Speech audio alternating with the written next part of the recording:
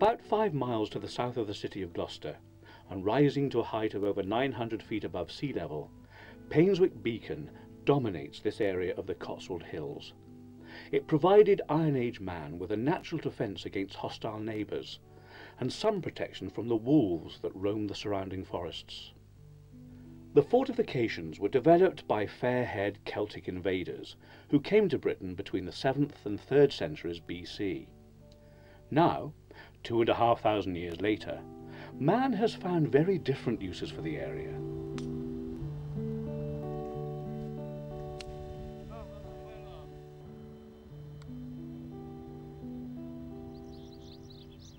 The Celts cleared many of the trees so that they could grow crops and graze sheep on what is now common land. They kept bees too, and the area is still rich with wildflowers.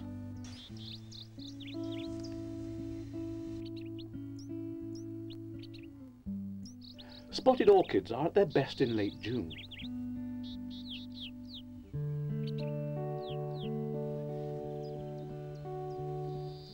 The fragrant variety is more difficult to find.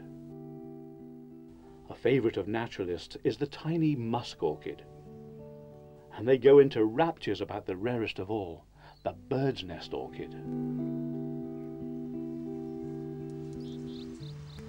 Pyramid orchids are quite common, as are marble white butterflies, one of over 30 local varieties.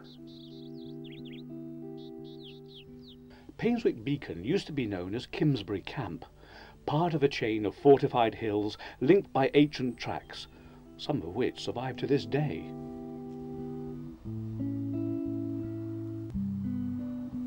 Sheltered by the east flank of the beacon is the quiet backwater of Paradise. Here too is Castle Godwin. But it's no castle. Rather, it's a 17th century farmhouse, fashionably modified in 1741. The house takes its name from Earl Godwin, who is reputed to have raised an army and camped on the beacon in the course of an unsuccessful rebellion against Edward the Confessor in 1051.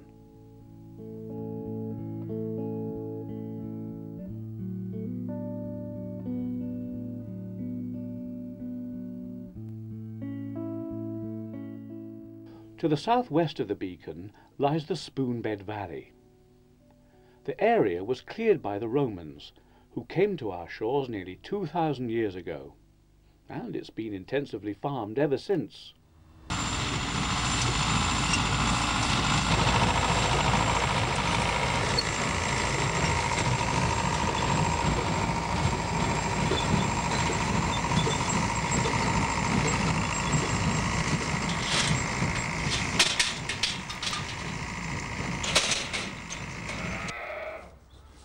The Cotswolds became famous for sheep, whose wool brought prosperity to the district, especially in the 17th and 18th centuries. These lambs at Ifold Farm are only a day or two old.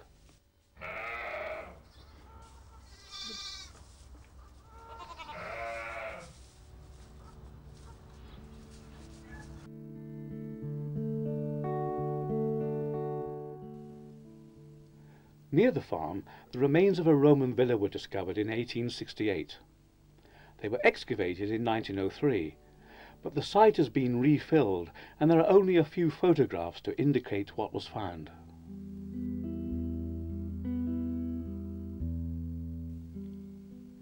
Two young archaeologists, Imogen Bush and Chris Fryer, have recently been studying a field near Holcombe. Here we are standing in the site of a deserted medieval village at Holcombe. We don't know how many structures would have been here, but it seems that there would have been others in some of the neighbouring fields where we can see ploughed out remains. We took a magnetometer through this field which measures the difference in magnetism between deeper and shallower soil. So it gives you a map of the subsurface features, so you can tell where the outlines of old buildings were. An excavation that was carried out here in the 30s recovered pottery that dates back to the 13th century, and it looks like the village was abandoned in the 15th century, probably when Painswick became a lot richer because of the wool trade. You can still see the path that went through the village that is currently in use as a public footpath. You can see the remains as a holloway. This can be traced all the way to Cherry Hill and round the other side of the valley, where it can be seen as crop marks in fields which luckily haven't been ploughed and remain as pasture today. Every community had a pound for marking and checking animals that grazed on common land. This one is on the Gloucester Road. Almost directly opposite is an old milestone, shortly to be restored. Peter Meinl explains. The Local History Society is involved at the moment in a programme of restoring the ancient milestones on roads in and around Painswick.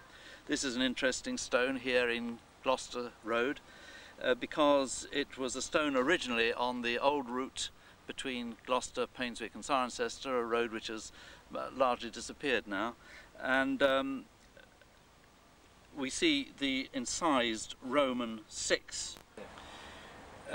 Later on, it became part of the turnpike road from Gloucester through Painswick to Stroud, and new plates were added that covered up the old incised 6. A mass-produced plate for every stone, and a plate unique to this particular stone. It's difficult to hold these at the moment. They are, within a few weeks, they're going to be screwed to the stone.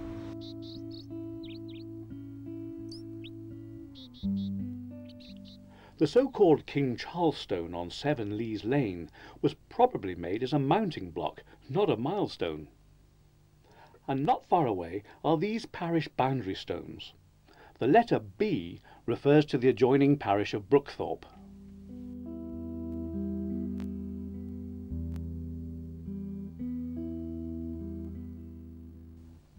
From a high point on Selsley Common, about 6 miles south of the beacon, it's possible to enjoy a panoramic view stretching from the Severn estuary to the Cotswold escarpment.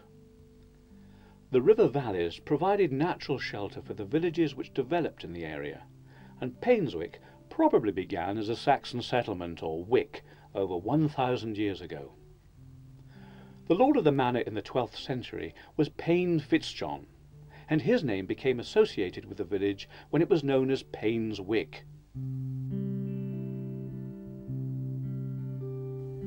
Painswick lies about 2 miles south of the beacon, on what used to be the direct route from Gloucester through Bisley to Cirencester.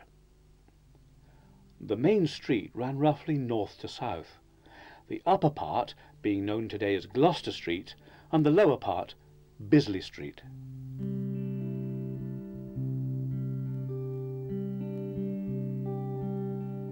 This map represents the village as it was about 500 years ago, when Gloucester Street was called Barnet Street and Bisley Street was the High Street. The river, now called the Painswick Stream, runs to the south of the village and provided power for a number of mills along its route. New Street was indeed quite new at the time, but the Church of St Mary had been built 5 centuries earlier by a rich Saxon thane called Ernesi, who was lord of the manor before the Norman invasion of 1066.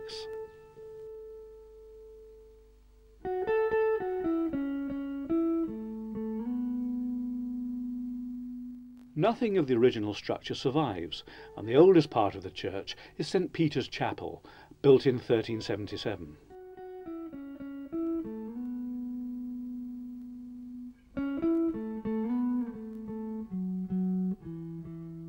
The nave was built about 1480, and the graceful spire was added 50 years later.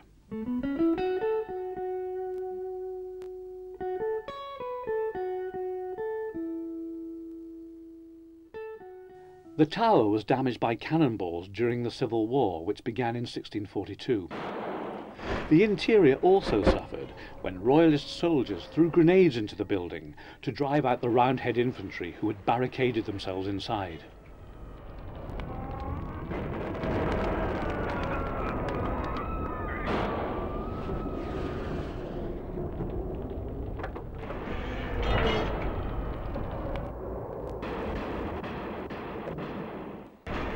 The font is a replacement for one destroyed in the same conflict.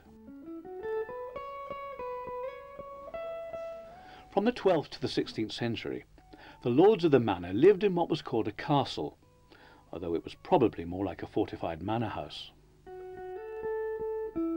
On the site today stands Castle Hale. The name means a special corner of a meadow. The original manor house was either enlarged or rebuilt early in the 17th century by a wealthy clothier, Thomas Gardner. The main entrance was then on the northeast side, facing the main gates and coach house in Hale Lane. The Tudor influence is clearly evident.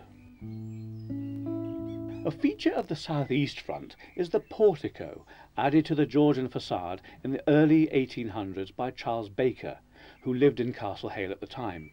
He was a local architect and surveyor who was also responsible for designing the subscription rooms in nearby Stroud.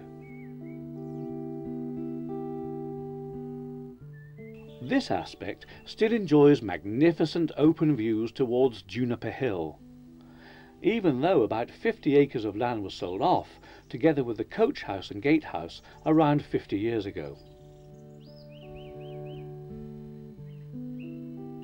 When the eminent local historian and archaeologist Wellbore St. Clair Baddeley lived here earlier this century, he embellished the central upper window on the southwest side. This was probably done as a tribute to his only son, who was killed at an early age in a flying accident. The northwestern side of the house now provides the main entrance to the property. This area is basically 17th century, but after years of neglect, it's been substantially and sympathetically restored by the present owners.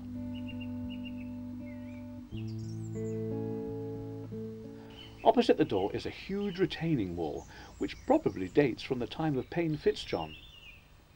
On the higher level stands the building now known as the courthouse, built by Thomas Gardner in about 1600.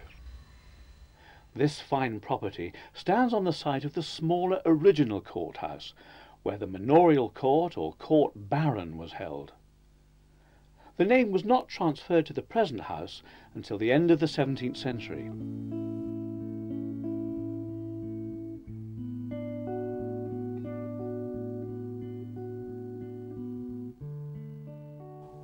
All the land around here, known as the demesne land, used to belong to the lord of the manor, and was worked exclusively by his servants. An imposing 3-storey wing was added in 1625, but it was badly built, and several great buttresses were added soon afterwards to stop it falling down. The top floor is still called the guard room, whilst the bottom floor has heavily barred windows and may have accommodated cells when the consistory court of the church was held here. The mid-floor is occupied by a single room called the court room, with a splendid 17th century fireplace.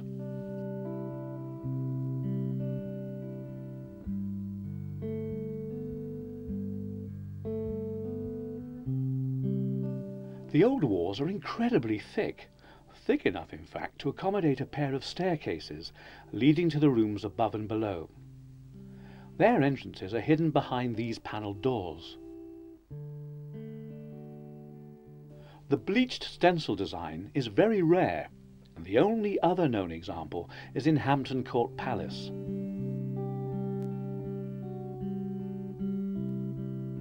During the Civil War, King Charles I came to Painswick to command the siege of Gloucester. Tradition has it that he stopped overnight in the courthouse, but it's more likely that he stayed here at Painswick Lodge, occupied at that time by one of his ardent supporters, Sir Ralph Dutton. The house had been built as a hunting lodge by the Talbot family, lords of the manor in the 15th century.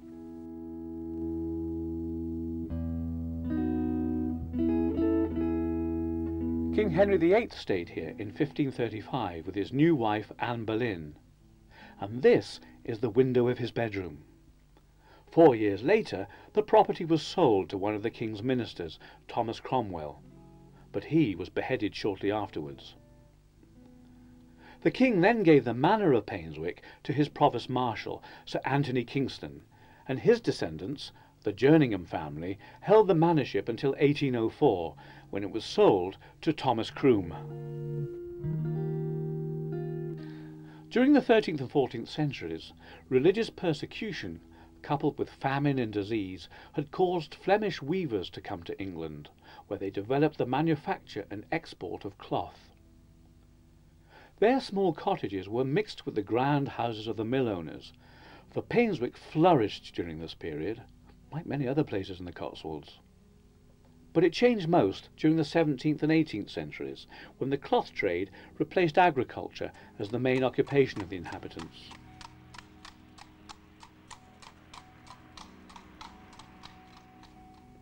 The population had grown from a few hundreds during the Middle Ages to over 2,000 by 1750 and to 3,000 within a further 50 years.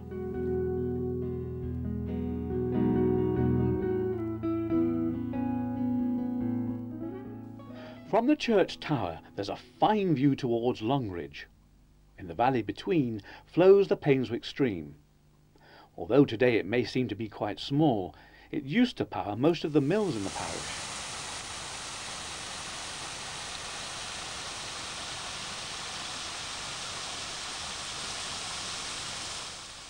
The mill buildings that survive are all used as private homes today. This is King's Mill, the most southerly mill in the area. Painswick Mill used to be known as Reed's Mill.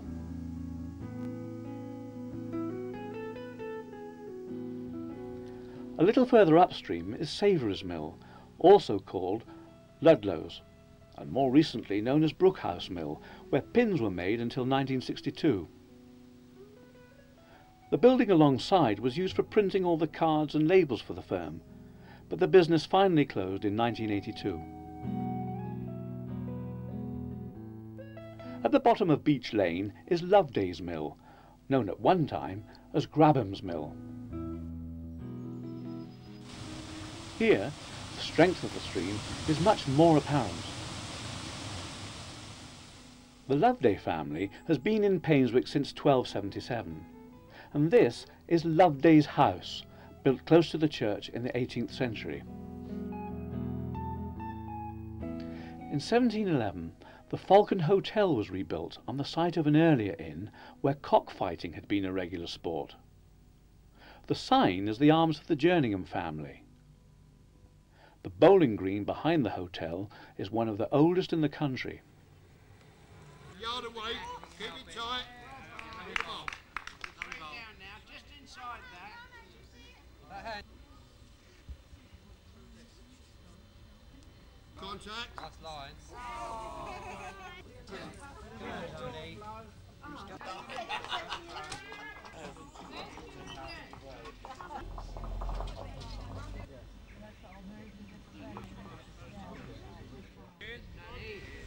Come on, we've got him.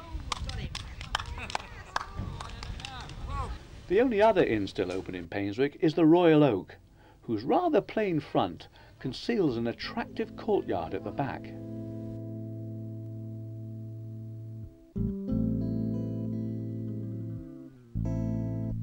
Near the church was the New Inn.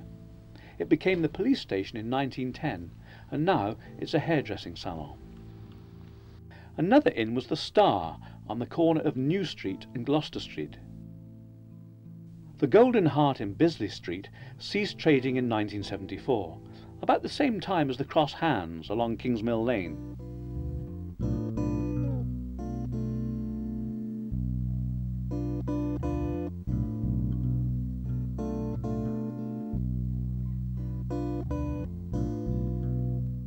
From the church, a road runs westwards from the Lich Gate and past the old archery-filled ham butts towards the ancient tithing of Edge. Here, in centuries to come, this young oak tree should dominate the village green. Alongside the green is the old Baptist chapel, now privately owned, with what is reputed to be the smallest burial ground in the country.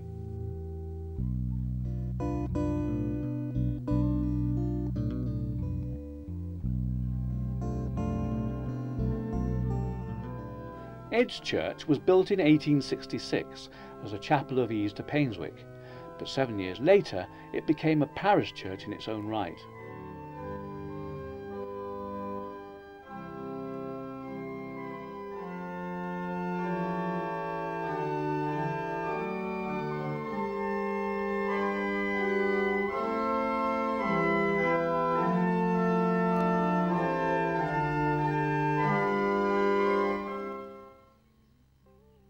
To the east of Painswick lies the tithing of Sheepscombe. A steep, rough track leads to a remarkable cricket field set on the top of a hill. Fielders on the boundary can't always see the batsman, so the game often contains quite an element of surprise.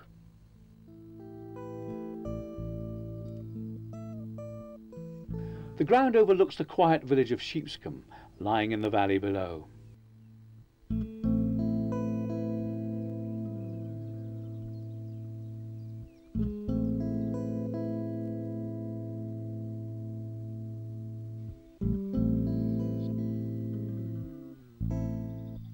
The church was built in 1820, and standing beside a tributary of the Painswick stream is the old mill building.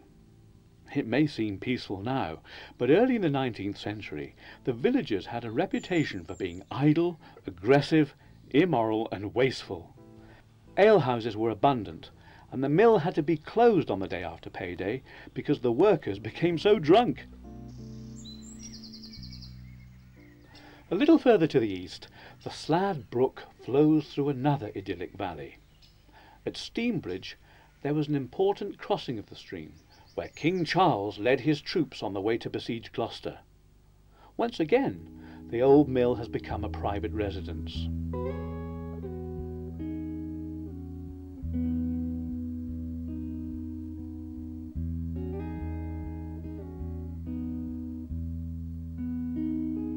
Close by Steenbridge is the village of Slad, immortalised by the local poet and author Laurie Lee in his book Cider with Rosie. Despite the passing of the years, the valley is still as lovely and tranquil as it was a century ago.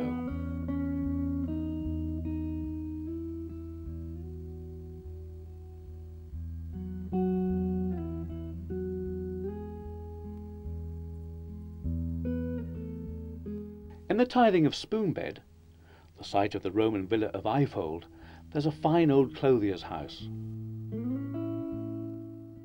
Nearby at Holcombe is a reminder that trying to hide from the long arm of the law is nothing new.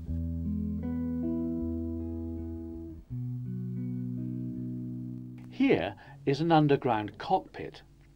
Its entrance used to be set in the floor of an outhouse.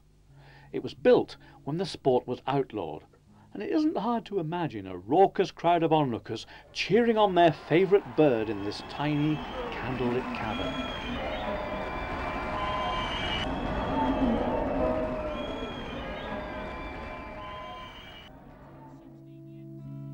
Outside in the sunshine, an ancient skill is still being practised. At one time, all the craftsmen in the district were under the domination of the all-powerful Lord of the Manor, but over the centuries, and following the establishment of central and local government, his authority has virtually disappeared. The manorship is now vested in the descendants of Detmar Blow, and they hold the manorial rolls, which were written in 1611, and bear the Great Seal of King James I. Amory Blow is one of Detmar's grandsons. Well, I'm here to represent the Painswick Manor, which has been in my family since the 1920s, when my grandfather, Detmar Blow, took it over from the Croom family themselves, who had held it for several hundred years. The manorship, though, there's always been a manorial estate that reached its height in the 18th century, when it numbered a number of tens of thousands of acres. By the time my grandfather acquired it, it had been reduced to no more than 400 or 500 acres of common land. The current Lord of the Manor is my mother, who inherited the title from her husband, Jonathan Blow, my father, and then will pass on, in time, doubtless to my brother, Detmar Blow, my grandfather's namesake. My grandfather was an arts and crafts architect. He was discovered by Ruskin whilst touring Suffolk, painting various houses and landscapes and such, introduced to Morris, and as such basically became a member of the inner circle. My grandfather came down to Gloucestershire, the chosen county of the leaders of the arts and crafts movement, and set up what a arts and crafts community here on the estate.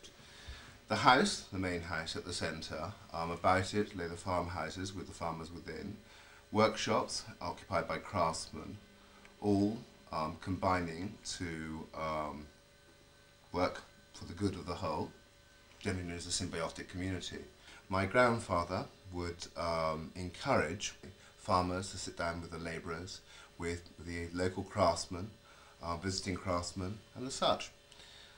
It would not have been unusual to see men like Kipling and or Churchill sitting down with the farmers from Spoonbed, Whittings, a few craftsmen, the servants and the such, sharing the same table, sharing the same conversation. It was a very close community. Perhaps what best reflects the spirit of that community was the fire of 1951. In 1951, the main house, Hills, burnt down, was in fact entirely gutted. It was only through the efforts of the local farmers that everything within the house was saved.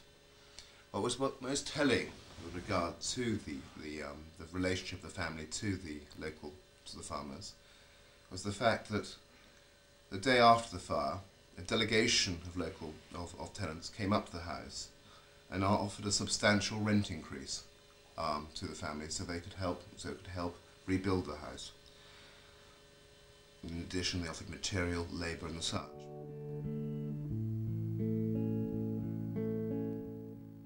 The earliest record of a village priest dates from the 11th century.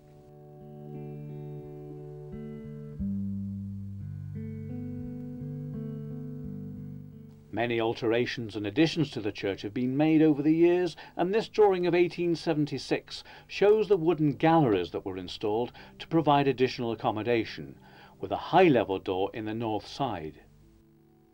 All these were taken away, and the doorway restored to ground level before the end of the last century.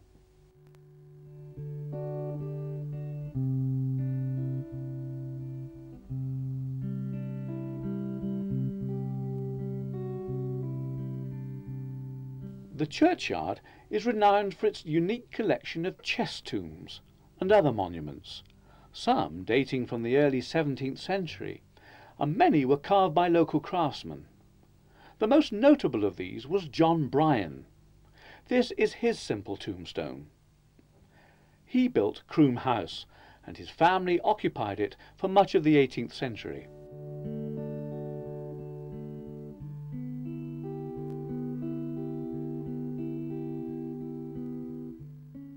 Most of the famous yew trees were planted over 200 years ago, and tradition has it that there are only 99 of them because the 100th refuses to grow. They have to be trimmed once a year, an event which isn't to be confused with the annual clipping service.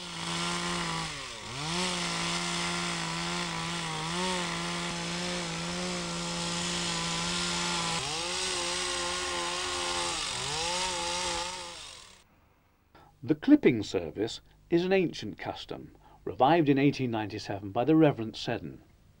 It takes place in September, on the occasion of the Painswick feast of the Blessed Virgin Mary, when the children of the parish encircle the church to embrace or clip it, an expression of affection and gratitude to the Mother Church.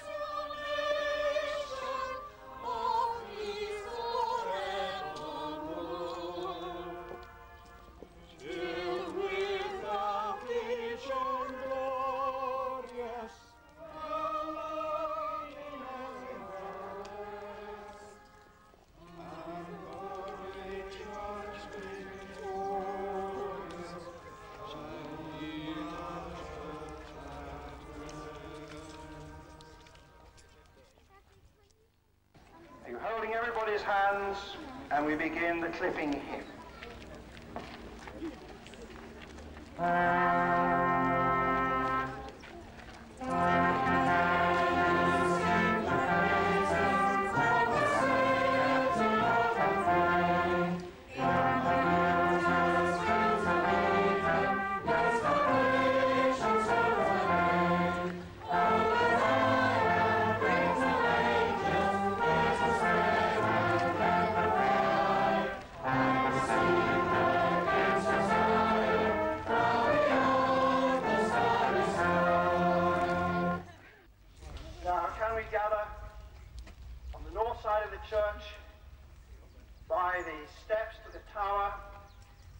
we do that, we sing our next hymn, We Love the Place, O God, wherein thine honour dwells.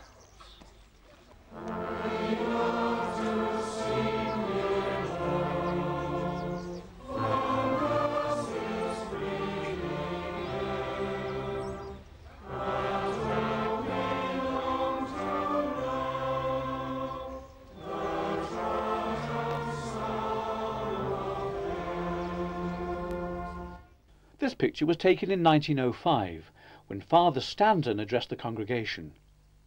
It's interesting to see how little has changed since then. May the blessing of God Almighty, the Father, the Son, and the Holy Spirit rest upon you and remain with you, your families, your friends, and your loved ones, this day and forevermore. Amen.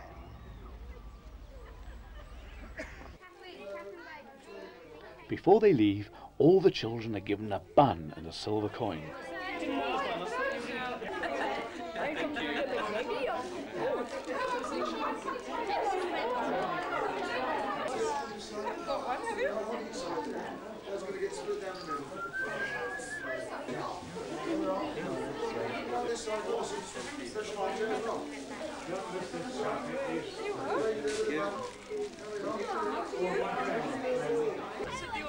With name tags on.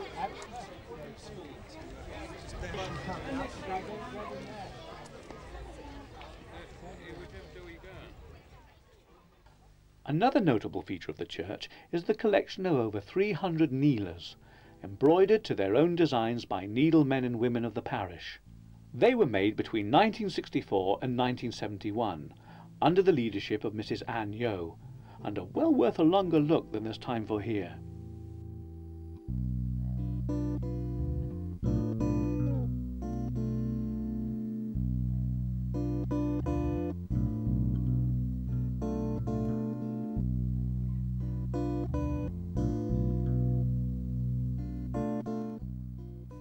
In 1686, a bell-ringing society with a peal of 8 bells was formed and called the Ancient Society of Painswick Youths.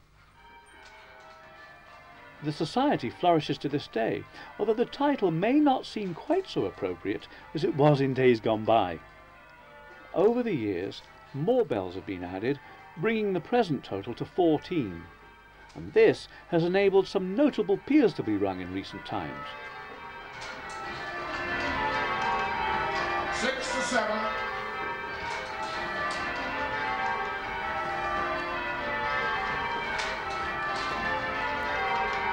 4 to 5.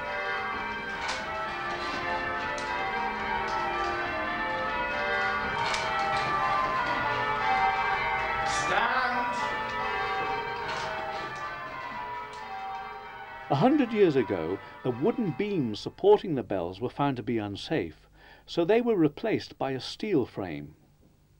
The old timbers were used as part of the structure of the Lich Gate, where the much-loved sacristan, Brother Michael, lived for many years.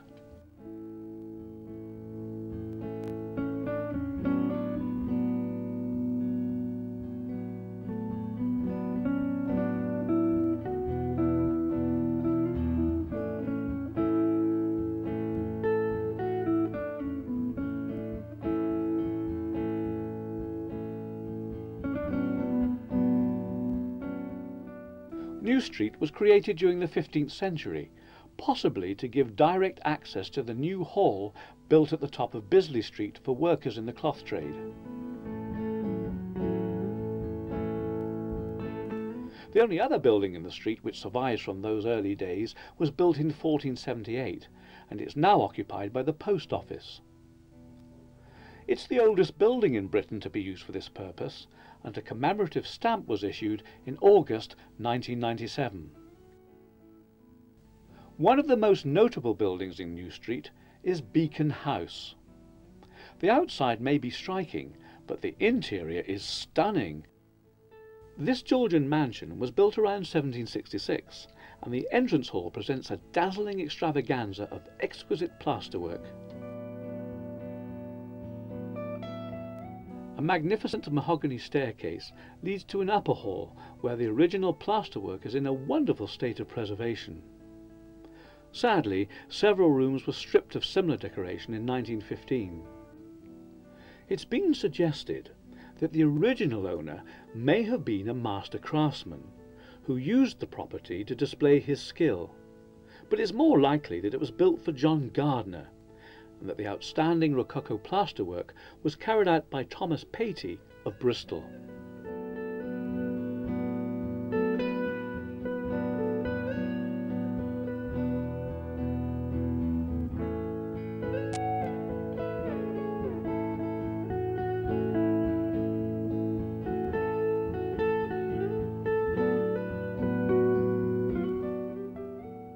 This shield doesn't represent a proper coat of arms, it's just another example of the craftsman's skill.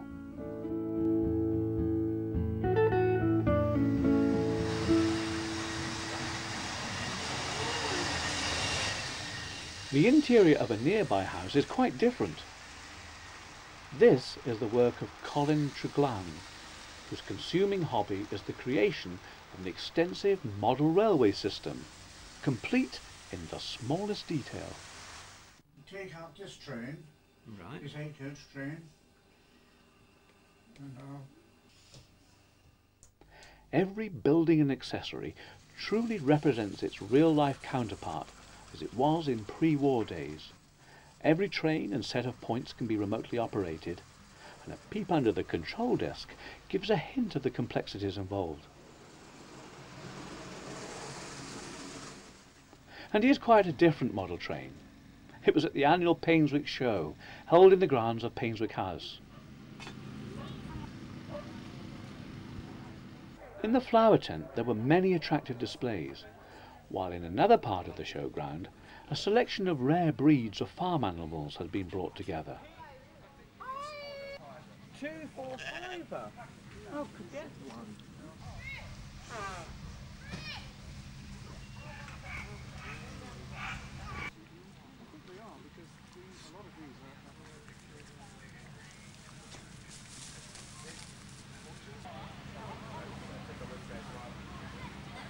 Not surprisingly, the main attraction was show jumping.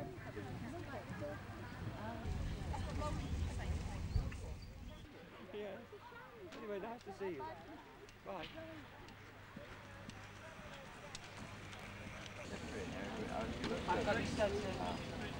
Go on.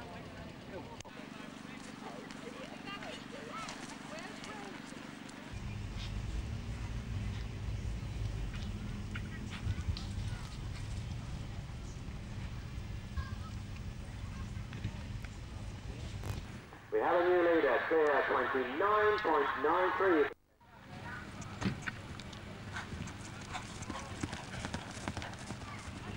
And our winner was number 3, which was Paycox on her own, Rian. To Redbury and let's dance again.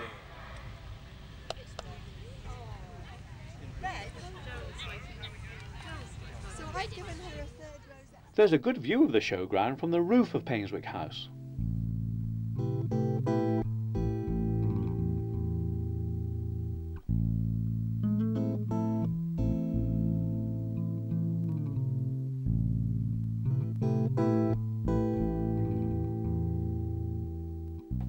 The house was built in 1735 for Charles Hyatt, a successful attorney from Gloucester. Originally it was almost square, as can be seen in this picture, painted by Charles Lewis in 1776. The symmetrical wings were added in 1830 by George Bezavi, who had also designed the Fitzwilliam Museum in Cambridge. By then, the house had passed to William Adams, who changed his name to Hyatt.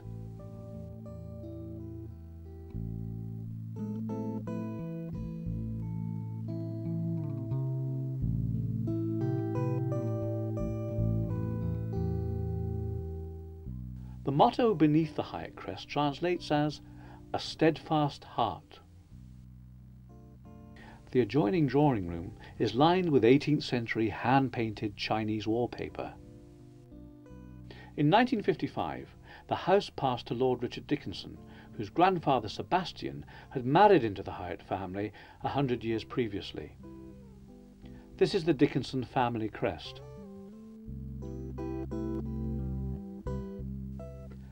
A picture painted 250 years ago by Thomas Robbins represents the flamboyant pleasure garden which had been created in a hidden valley behind the house. The garden fell into disrepair and lay virtually forgotten until it was rediscovered in 1984 when an ambitious restoration programme was initiated by Lord Dickinson and his family.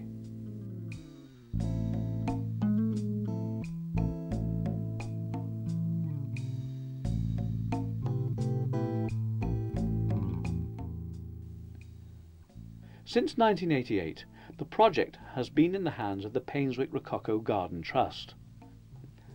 The painting has proved to be remarkably accurate, and all the pavilions and pools have been reclaimed or rebuilt. The garden is now a magnet for thousands of visitors each year. May 1999 saw the official opening of a specially commissioned maze celebrating the garden's 250th anniversary.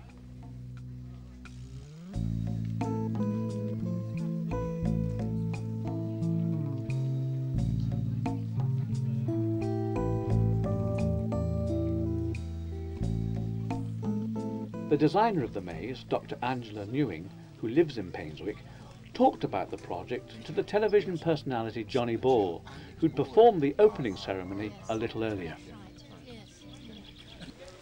So, here's the maze. I think it's wonderful that after 250 years, the gardens are getting back to the way they were, or perhaps a modern version of the way they were. I think it's really exciting, and there's a great feeling of resurgence here and energy, which is tremendous.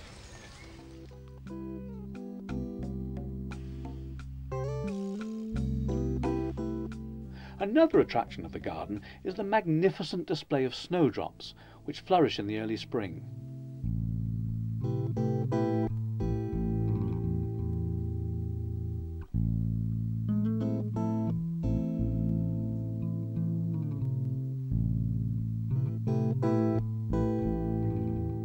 A winter treat is the annual candlelit concert in the cellars of Painswick House, organised by the Friends of the Rococo Garden. This is a delightful event when the entertainment is provided by a group called Voices in Harmony, led by Howard Beard.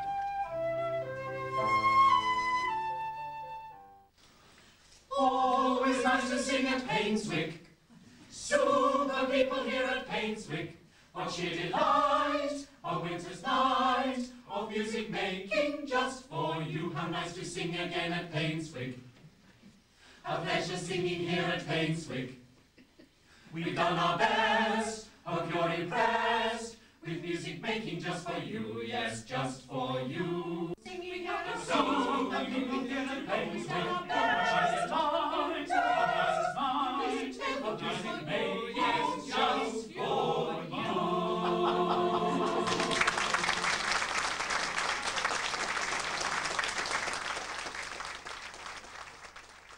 A regular summer event in the grounds of the house is an outdoor Shakespeare production.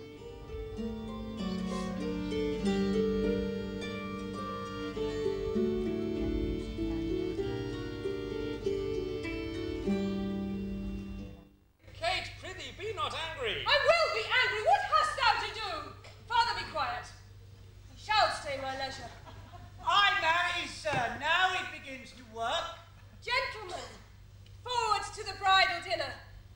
I see a woman may be made a fool if she had not a spirit to resist.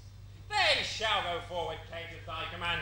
Obey the bride, you that attend her. Go to the feast, revel and domineer, carouse full measure to her maidenhead. Be mad and merry, and go hang yourselves. For my bonny Kate, she must with me.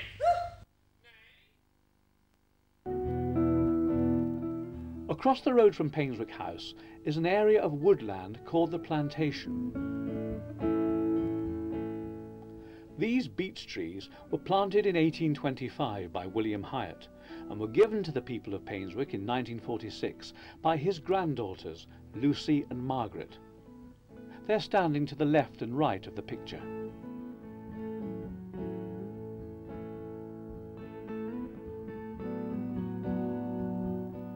In New Street at the end of the 19th century, there was not a car to be seen. and this was Gloucester Street. The Red Lion Inn can be seen at the bottom of Bisley Street. Apart from the cart and the signs on the wall, Tibbywell looks much as it did 100 years ago. The area by the cross doesn't seem to have changed much either, although today there are rather more cars than sheep to be seen.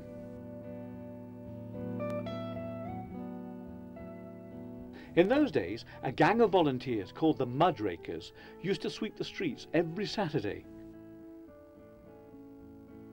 The decorative lamp used to stand in the middle of Victoria Street, and the nearby entrance to the churchyard was flanked by a fine pair of gates.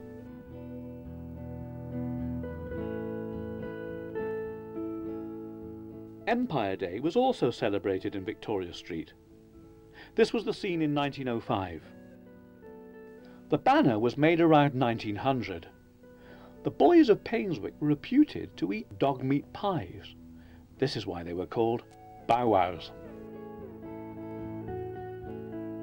The fire brigade was formed in 1896. Soon, the horse was to be replaced by the internal combustion engine, enabling buses to roar through the streets, raising great clouds of dust. The shelter in the corner of the bowling green has scarcely changed in 100 years. Although today the rugby club is better known, before the First World War, Painswick supported at least 2 football teams. In 1915, a visit by General Booth, founder of the Salvation Army, attracted a great crowd. Where the Catholic Church now stands was a slaughterhouse, and next door was the Bell Inn. It was destroyed by a German bomb a year after this picture was taken in 1940. To control traffic in the 1950s, only a few halt signs were needed. The Star Inn on the corner closed in 1970. The White Horse had served its last drinks in 1961, and Horn's Garage, which had been a feature of New Street, was closed in 1974 to make way for a block of flats.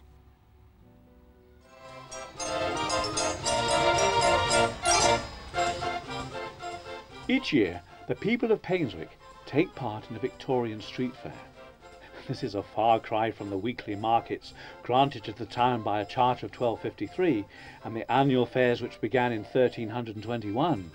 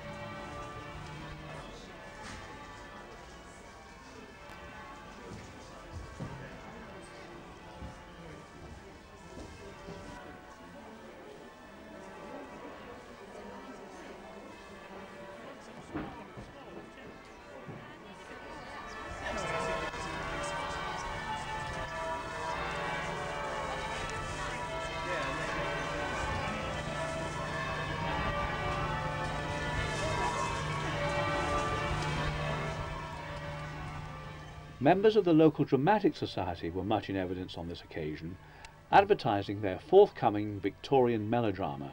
One, but two melodramas in the courtyard of the Falcon Inn.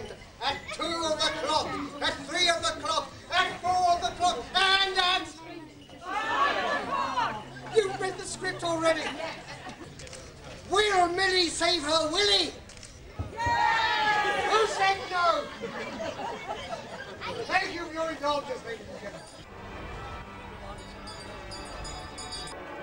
Enough to put them on.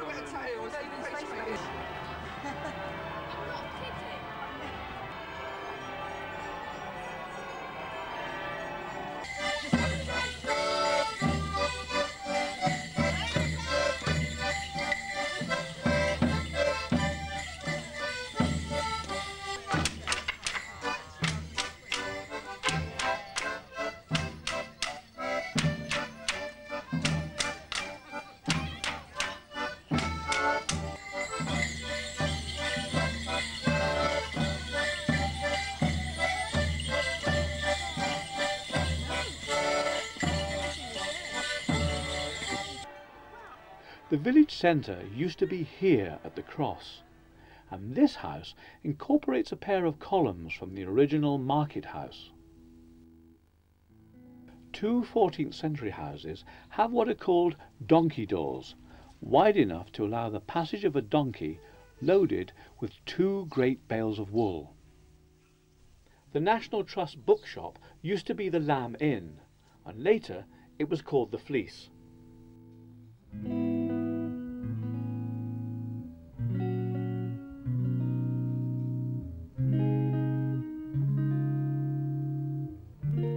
From the cross, a street leads down to an ancient spring dedicated to St Tabitha. It's known locally as Tibby's Spring, and the street is called Tibbywell. For centuries, this was the main source of drinking water for the village, and people were fined if they were caught fouling it.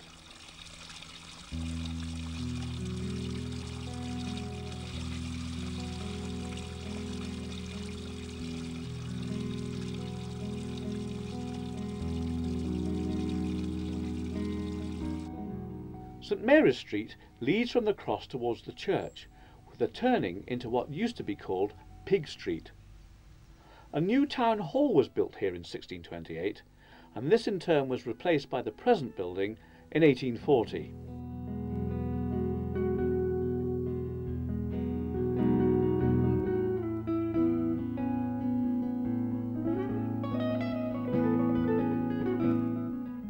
When the nearby stockhouse was demolished, the unusual spectacle stocks were moved from their original location, and the war memorial now stands on the site.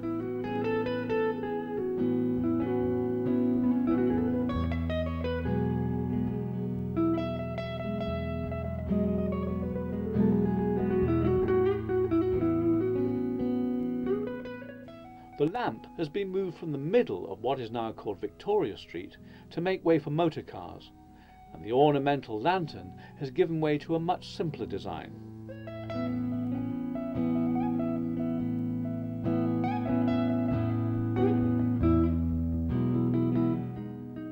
As far back as 1489, the vicarage was a house called Ludlow's at the bottom of Vicarage Street.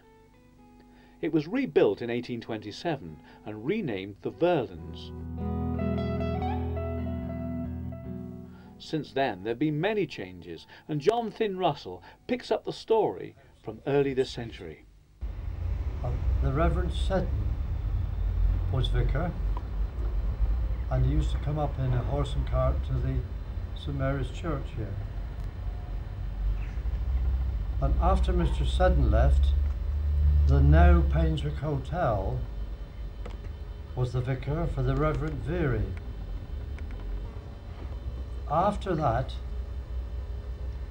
the next vicar only stayed here 3 years, the Reverend Coode. When he left, quite a rich man came and lived at Castle Godwin for a short while, the Reverend Canon Hiram Craven.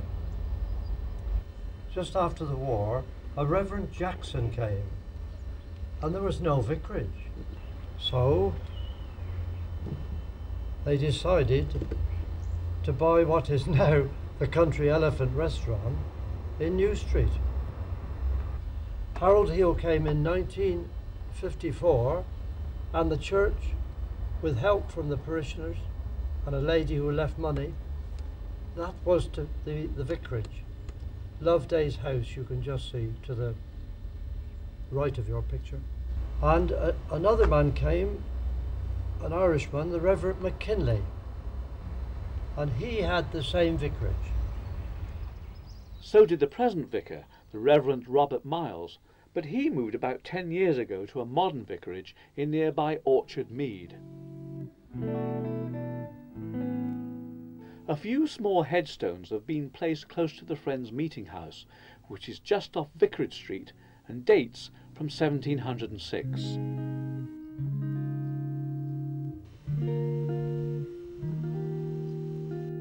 The main Quaker graveyard is a quiet spot called the Dell Ground, about a mile away, across the other side of the valley, where at least 100 burials have taken place since the movement began in Painswick in 1657.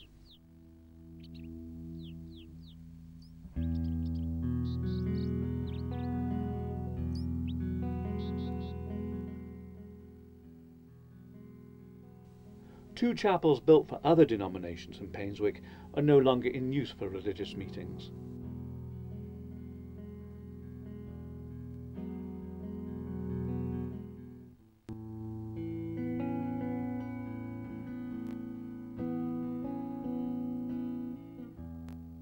Christ Church in Gloucester Street was opened in 1802 and restored 90 years later.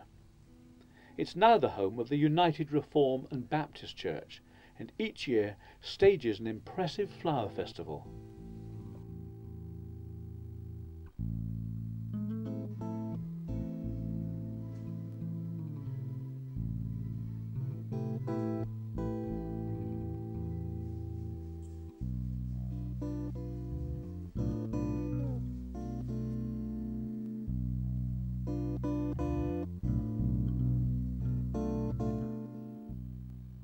The theme in 1998 was Peace in the World.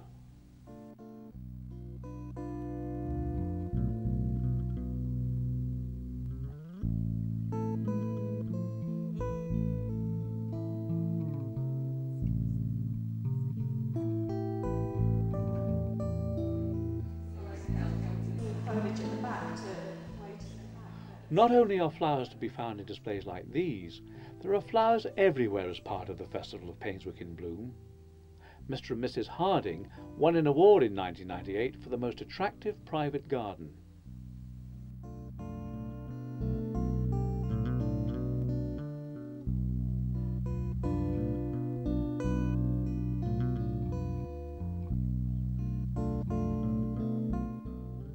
In August, Vicarage Street was a blaze of colour.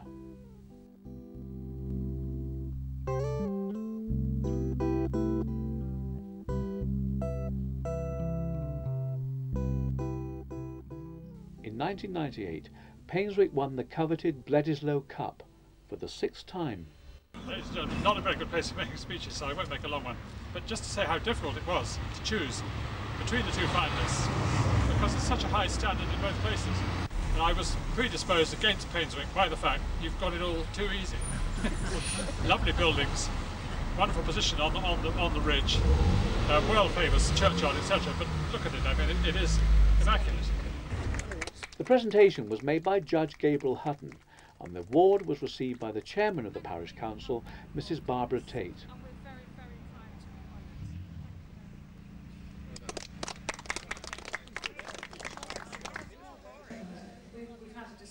The parish council was founded in 1894 to replace the ancient vestry meetings. The elected members meet every month in a room in the town hall. 2.1 is an agenda item, so it's 2.3. 2.5, I think really there's a fair amount of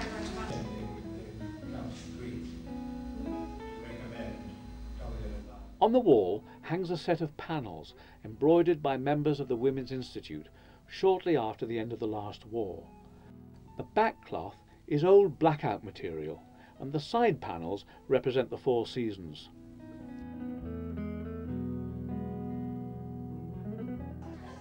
The Women's Institute market is held each week in the town hall.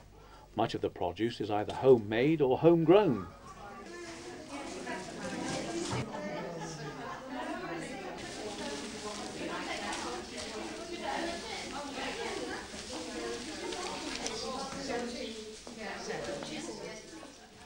Opening time is 10 o'clock sharp.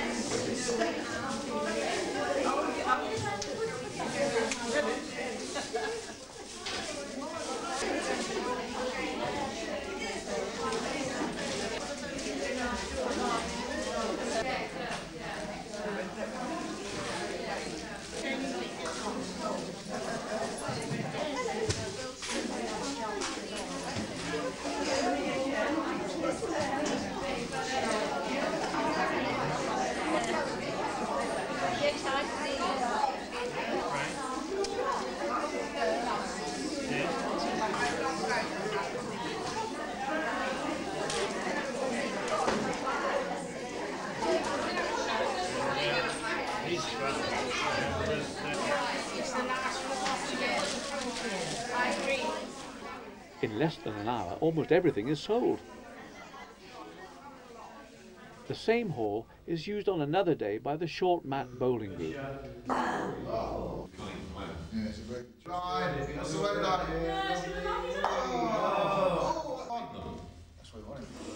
Bye-bye. Take it out. That's 13, Les. Pardon? It was a shot. It is now. Oh, it is. To reach the upper room of the town hall, it's necessary to climb a flight of stairs. Some of the older ladies find this makes them puff, hence the name of one of the most popular groups in Painswick, the Puffins. This is led by Jenny Oakley, who was voted Painswicking of the Year for 1998.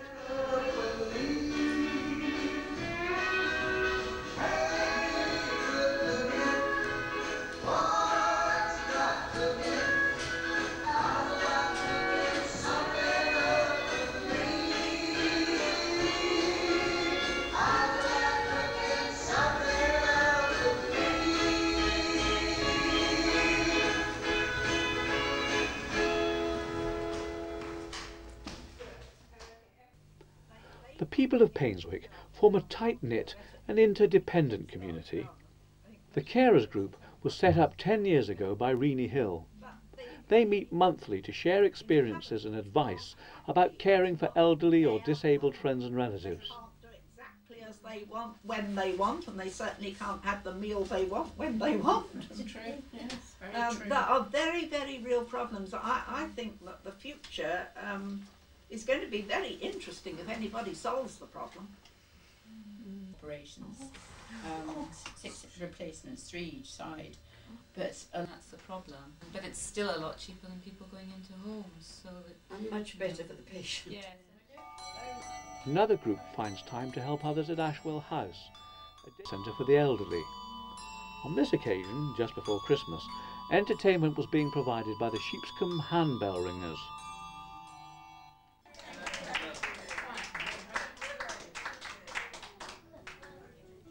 Painswick has a history of benefaction. The brothers Frederick and Edwin Gide left substantial sums for the benefit of the town. These gifts enabled a group of almshouses to be built in 1913, followed by the orphanage, which was opened in 1921. But the building is no longer used for that purpose. Both were designed by Sidney Barnsley. The Gide Trust provided the public baths in 1924 and contributed in many other ways to the improvement of the town. A new porch was added to the church in 1967, dedicated to the memory of William Goddard, whose bequest made the work possible.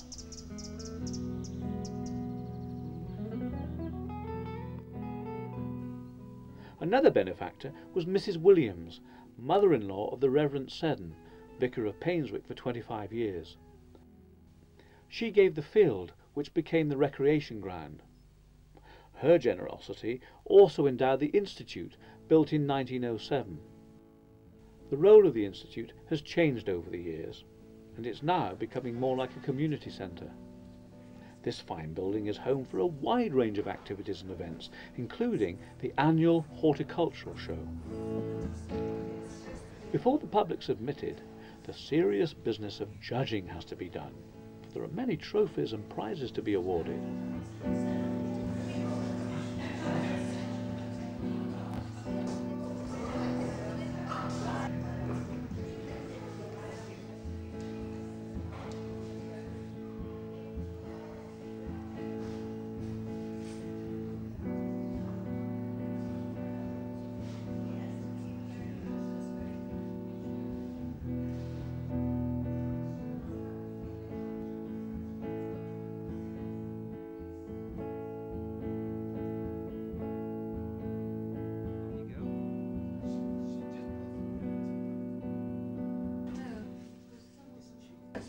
That's very nice.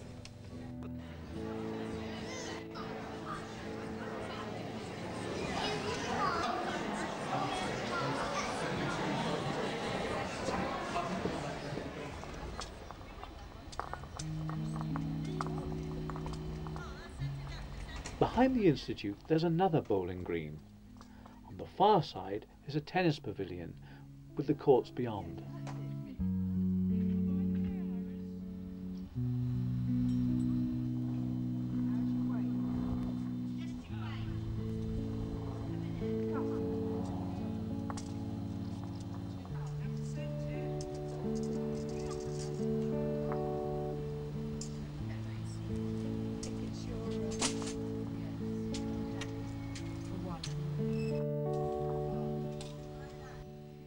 People used to live crowded together in small cottages, but fashions and expectations have changed.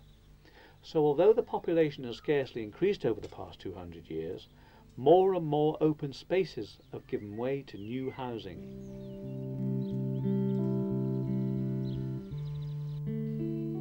A national school was built in 1847. But the building became a library when the new Croft School was built in Churchill Way during the 1970s.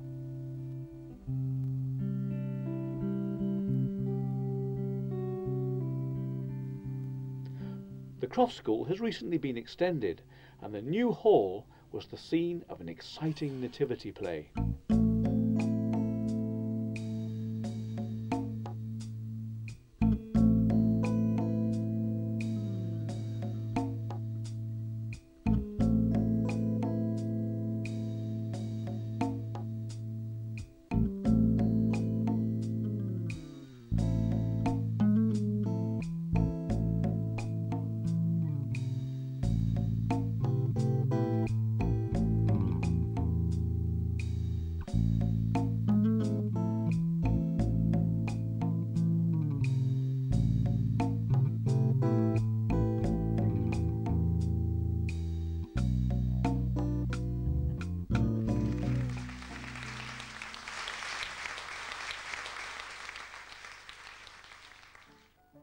Music from a different time is provided by Arthur Swain.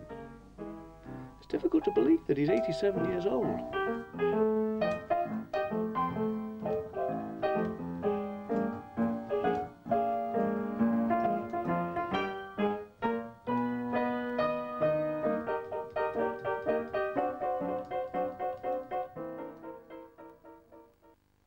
One day, a group of local residents came together over a cup of tea to reminisce. Peggy Perrins talked first about the springs which used to provide drinking water for the village.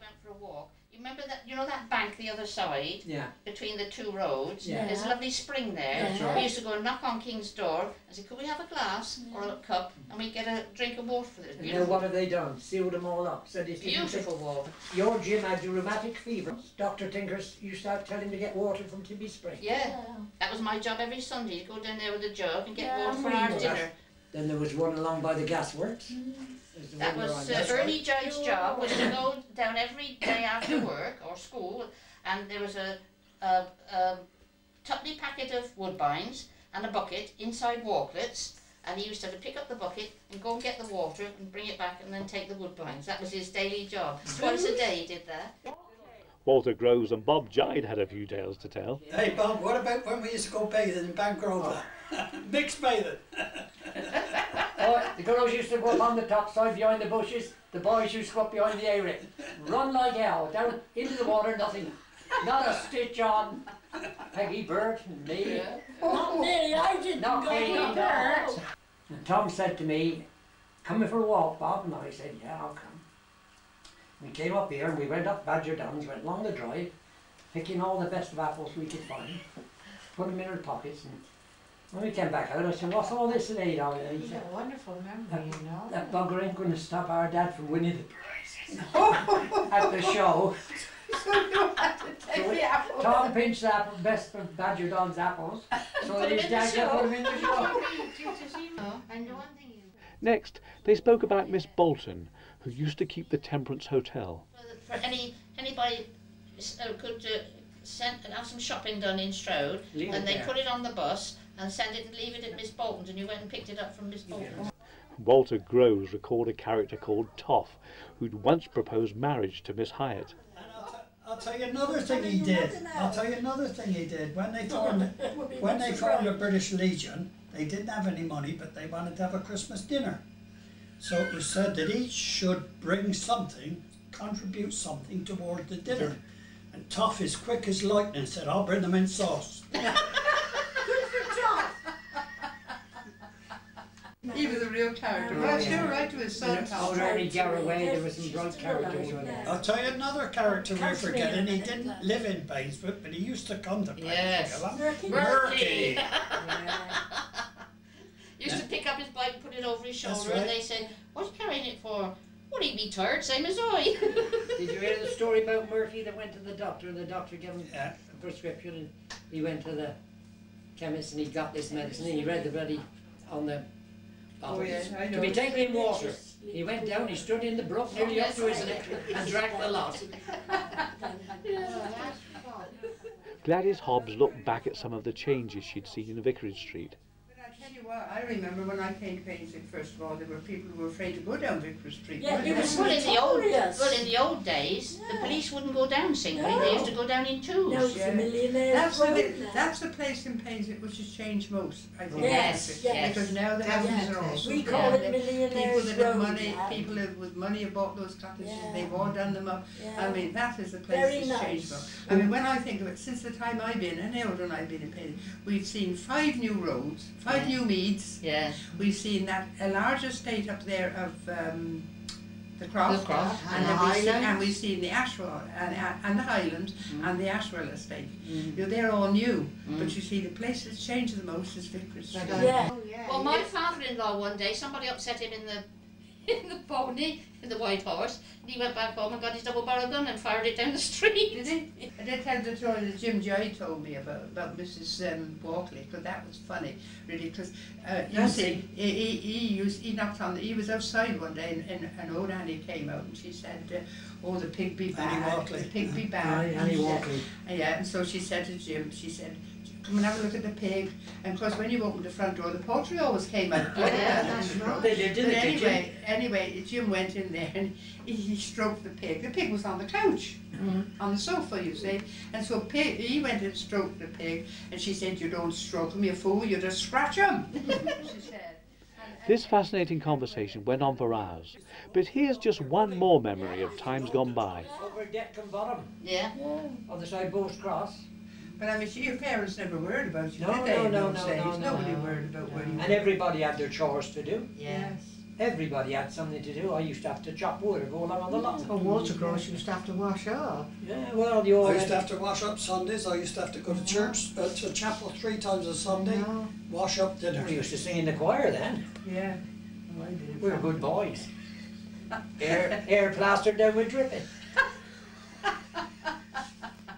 So they say. On best behaviour.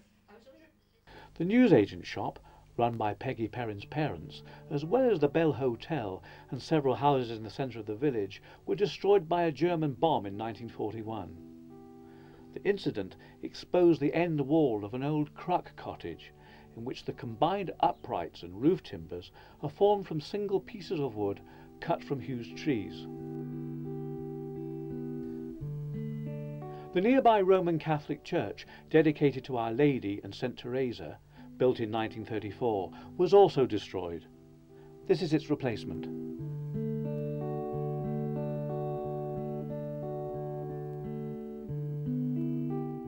Many of the churches around Painswick organise joint worship and other ecumenical events, including a procession of witness held on Good Friday.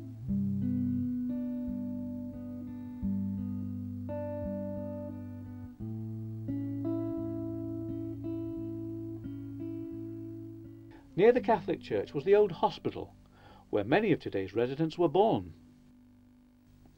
Where the bomb had fallen, a nurses' home was built, but it's no longer needed. The new medical centre, named after the popular local doctor Jim Hoyland, was completed in 1997. As the Millennium draws to a close, there are high hopes that a cherished dream is about to become a reality. This field, overlooked by St Mary's Home, seen here before the Second World War, is the site of a planned development which in years to come will provide nursing and residential care as well as associated housing, primarily for the people of Painswick. Today, Painswick offers more amenities, opportunities and activities than most other communities of its size. There are hotels and guest houses, restaurants and shops. The Painswick and District Conservation Society encourages public awareness of the beauty, history and character of the area. There is an Open Spaces Society and a Local History Society. There's a bridge club, theatre club, a musical appreciation group and various other organisations for those who want to play games such as cricket, tennis, badminton and squash.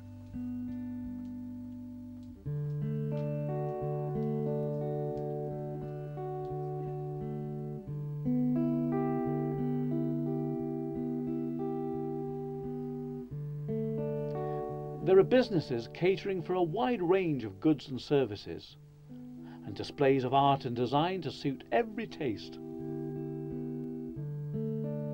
There are nearly 60 different clubs and societies in Painswick, and it isn't possible to represent them all. One group that meets regularly is the Senior Circle. And it's an honoured and pleasurable association. It's not a society, remember. It's open to anyone who's retired in the village. Anyone can come along who's over 50.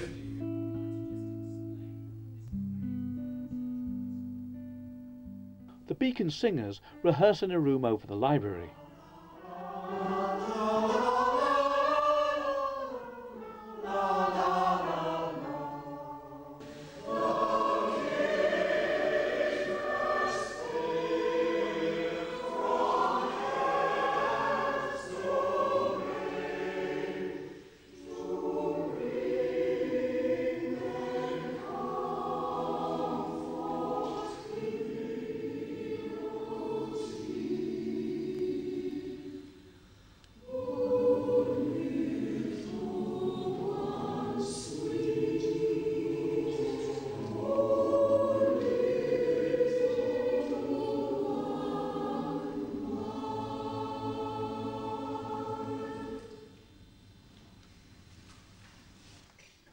The Painswick Beacon magazine has been published for over 21 years, bringing news and views to its readers.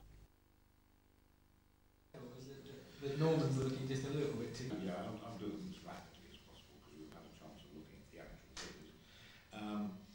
To point out the commercial we use the new beacon-only spatial use. The monthly meeting of the editorial panel is a serious matter, but it also has its lighter moments.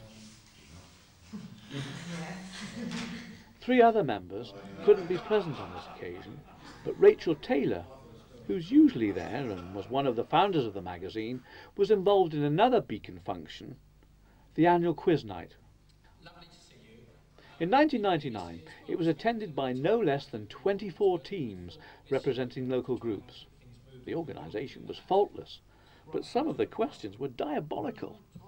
The dog that worried the cat, that killed the rat, that ate the malt, that lay in the house that Jack built.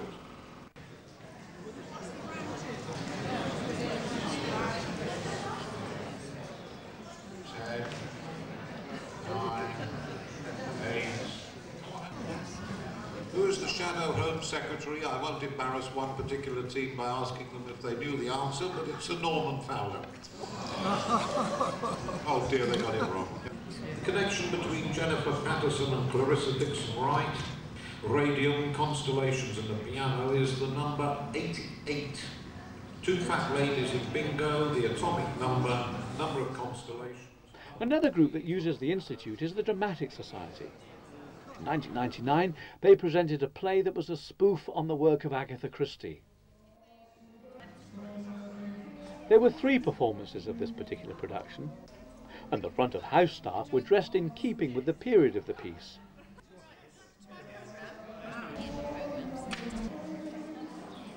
The building provides good facilities for the presentation of a play like this, and there's plenty of space for the cast to get ready in the green room behind the stage.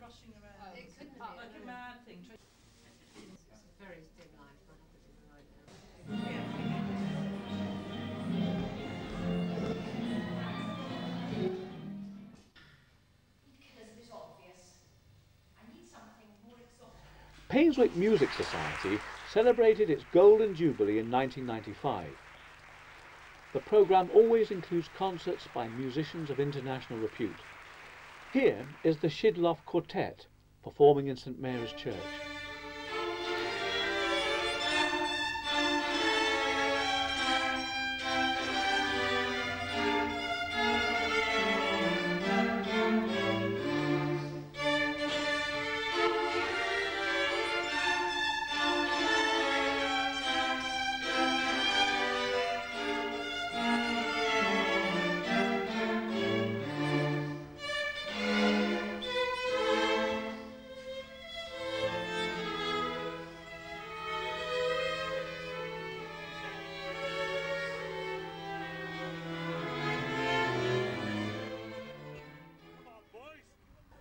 Rather more energetic opportunities are provided by the Rugby Club, the oldest in Gloucestershire. Broadham Fields were purchased as a new sports ground in 1981, and the pavilion was built in 1997.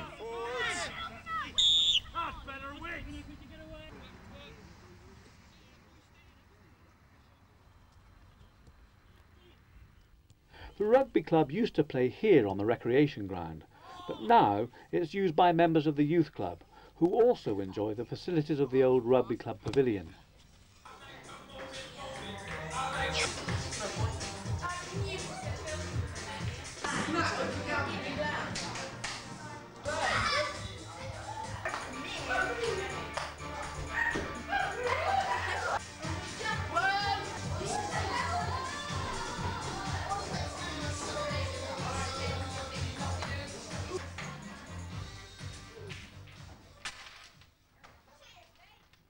The Scout movement in Painswick is well supported and accepts girls as well as boys. On my honour, I promise. On my honour, I promise. That I will do my best. That I will do my best. To do my duty. To do my duty. To God. To God. And to the Queen. And to the Queen. And to help other people.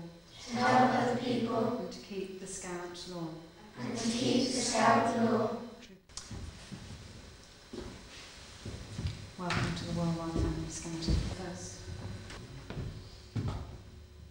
Just actually show you the Worldwide Family Scout. The Beavers are very active and meet every week. Here, they were divided into 3 teams, and each had the task of building a Viking ship using only cardboard, string and sticky tape.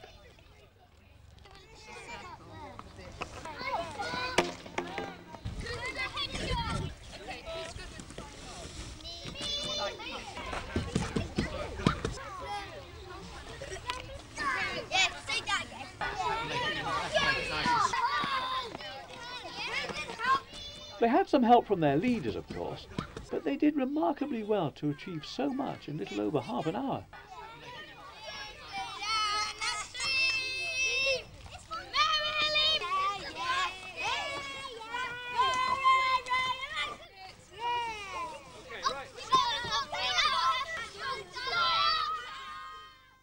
In the playgroup, the children aren't just entertained, they're learning some of the social skills which will be important to them in the future.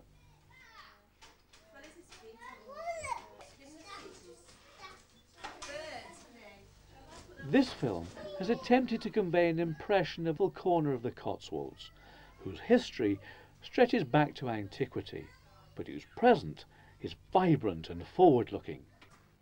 These young people represent the future. They and others of their generation will lead Painswick and indeed the nation into the next millennium. There's a sense of hope and expectation as the world moves into the 21st century. A feeling that's so well summed up in this fable on peace, read by the Reverend Rowena Francis. This floral arrangement tells the story of a fable on peace. Tell me the weight of a snowflake, a sparrow asked a wild dove. Nothing more than nothing was the answer.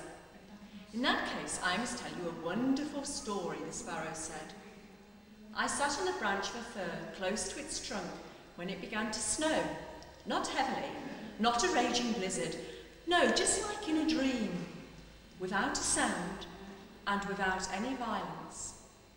And since I didn't have anything better to do, I counted the snowflakes settling on the twigs and needles of my branch. Their number was exactly 3,741,952. And when the 3,741,953rd dropped onto the branch, nothing more than nothing, as you would say, the branch broke off. Having said that, the sparrow flew away.